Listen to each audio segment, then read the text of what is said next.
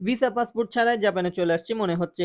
এটা নাকি এমন একটা শপ, এখানে আসলে নাকি জাপানের সুগন্ধি, জাপানের ফিল নিতে পারবো, সেজন্য দেখতে চলে আসলাম। আসলেই এই শপে আসার পর দেখে মনে হচ্ছে জাপানে চলে আসছি। শপের নাম হচ্ছে টোকিও এভিনিউ। শপের ডিজাইন ইন্টেরিয়র বলতে গেলে জাপানিজ। শপের আদলে করা হয়েছে সুন্দর কাঠের কম্বিনেশন রয়েছে। আমার থেকে বেশি সুন্দর লেগেছে কাঠের বেঞ্চগুলো, সিটিং এরিয়াটা। আপনারা জাপানিজ মুভি সিনেমায় দেখেছেন কিনা জানি না, জাপানিজ ঘরবাড়ি, দোকান, রেস্টুরেন্টগুলোতে কাঠের ব্যবহার থাকে, সেম এই শপটাও কিছুটা তেমনি। আপনারা যারা জাপানিজ মুভি সিরিজ দেখেছেন বা দেখেন, এখানে আসলে আপনাদের থেকে একটু একটু জাপান জাপান ফিল হতে পারে। যাই হোক, কথা হচ্ছে সবটা জাপানিজ প্রোডাক্ট, জাপানিজ কালেকশন নিয়ে ওপেন হয়েছে। এখানে অনেক কিছু রয়েছে দেখলাম, খাবার, chocolate, skin care product, soap, face wash, hand wash, face cream, sunscreen, body lotion, body cream, night cream, day cream, skin কেয়ারের জন্য যা কিছু থাকে আর কি। এই ধরনের Japanese original skin care product অনেকেই খুঁজে থাকে, চাহিদা আছে বলা যায়। এর পাশাপাশি হচ্ছে kitchen cookeries item, cup, plate, বাটি, মগ, এরপর ব্যাগ, ছাতা, পুতুল, স্টেশনারি, ডায়েরি, নোটপ্যাড, কিরিং ও ওয়াটার বোতল, বেবি প্রোডাক্ট সহ আরো অনেক কিছু রয়েছে বিভিন্ন রকমের। এই জাতীয় প্রোডাক্টের কালেকশন রয়েছে। সামনে আরো অনেক কিছু আসবে শুনলাম, কারণ আমি যখন গেছি সে সময় নতুন ওপেন হয়েছিল মাত্র, এর কিছুদিন পরেই উদ্বোধন করা হয় শপটা।